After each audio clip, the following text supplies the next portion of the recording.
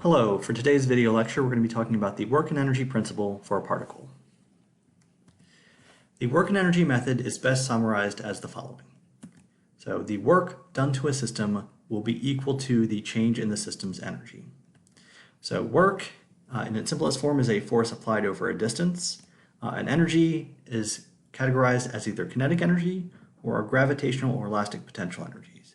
The previous section discussed each of these pieces of the equation in more detail, so you can look back at that if you have more questions.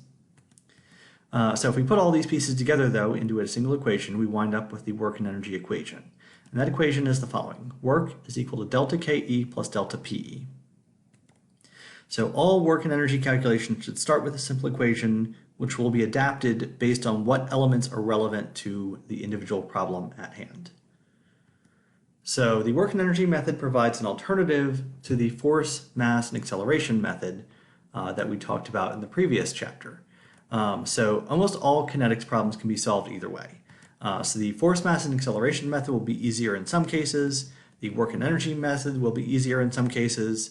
And then the impulse momentum method that's discussed in the next chapter is going to be easiest in a third set of cases. So this leads us to the question of when should I use work and energy? There's no absolute answer to this. Like I said, you can solve most problems with any of these methods. But generally, the work and energy method works well when there's known velocities that we have or we're looking for, since the kinetic energy contains a velocity term directly. When we have problems involving springs, so the elastic potential energy is a really convenient way to deal with springs. When we have objects that are following curved or complex paths. So this is because things like a pendulum, the gravity force and the elastic potential force, those are conservative forces, so we don't have to worry about that complex path when we're dealing with work and energy. And then finally, when we are only looking to solve for one or two unknowns.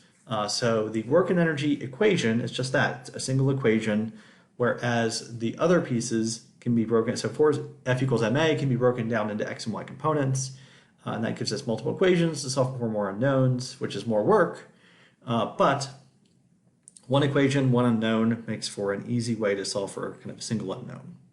So the work and energy equations don't work well generally when we need to examine accelerations. So if we have accelerations, we might as well look at F equals ma.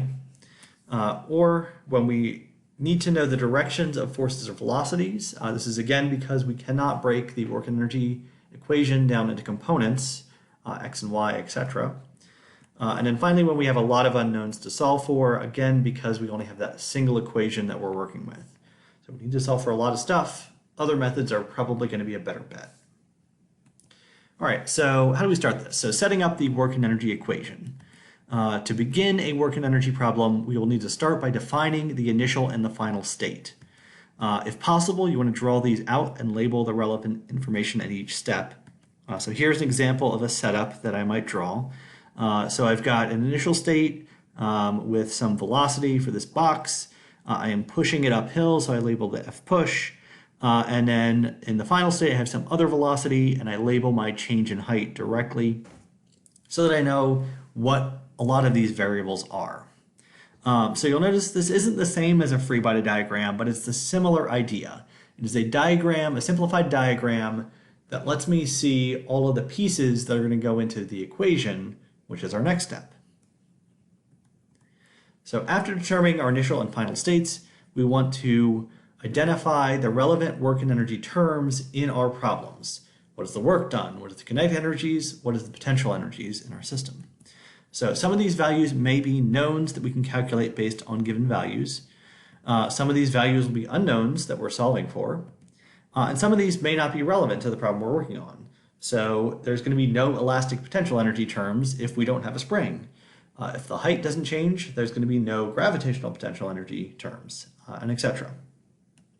So all of these terms are going to get plugged into our single equation, and then the last step, and then we'll be solving it. So work equals delta KE plus delta PE, plug in the kinetic energies, final minus initial for delta, same for potential energies, and plug in the work. All right, so as a review from the kind of previous section, here are some of the common terms. So work can be a force times the distance for a constant magnitude force, or integrate, if necessary, for non-constant magnitude forces. Delta KE is going to be 1/2 mv final squared minus 1/2 mv initial squared. Change in gravitational potential is going to be mg delta H. And change in elastic potential is going to be 1/2 kx final squared minus 1/2 kx initial squared. Not all of these are going to show up. Use the ones that are relevant to the problem. So one thing I want to note here as well is be careful not to double count gravity or spring forces. So the gravitational potential and the elastic potential represent the potential of those forces to do work. If we're including them as potential energies, we do not want to include them in the work part of our formula. All right, so one of the primary limitations of the work and energy method is we've only got that single equation. So because we only have a single equation, we can only solve for a single unknown. This is where kinematics may be necessary to supplement this. So if we have two or more unknowns, we need to kind of relate things to one another. So maybe I need to relate velocities to positions or accelerations with the kinematic equations.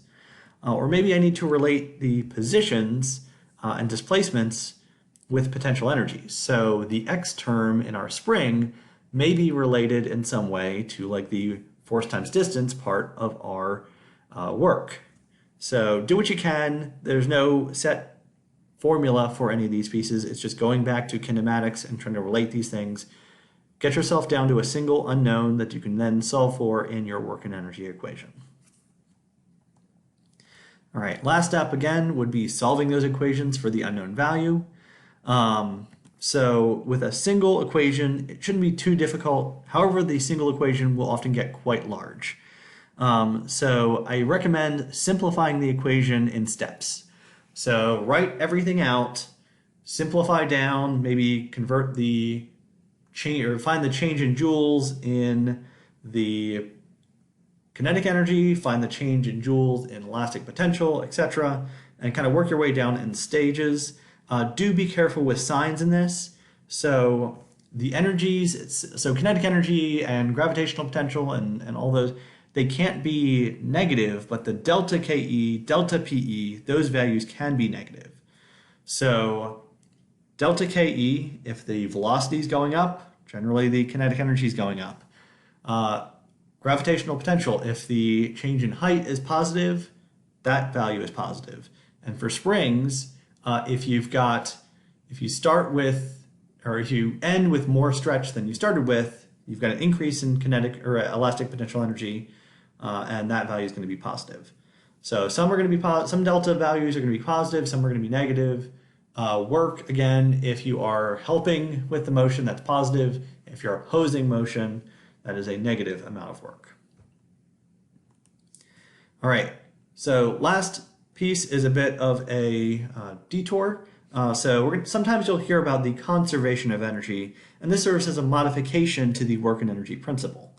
So in cases where no forces do work on the body, with the exception of gravity and springs, which are tied up in potential energies, then the work term is going to be equal to 0. So if 0 equals delta KE plus delta PE, we can rearrange this equation and get the initial energies equal to the final energies. So KE initial plus PE initial equals KE final plus PE final. So this is our conservation of energy equation, and really it's just an alternate form of the same work and energy equation that we had at the start of this. So in terms of how this is solved, it's a new equation, but it's much the same setup. So we're still going to go through, set up a diagram with initial and final, plug values into your equation, solve the equation. So same process, slightly different equation that we use as our base for the whole thing. Some people prefer one or the other. The only reservation with this, make sure when you're using conservation of energy that there is no work term. If there's an external force that's doing work on the system, then you cannot use this. You have to go back to W equals delta KE plus delta PE. All right, so that's all we've got for today's video lecture. Thank you for watching, and I hope to see you again.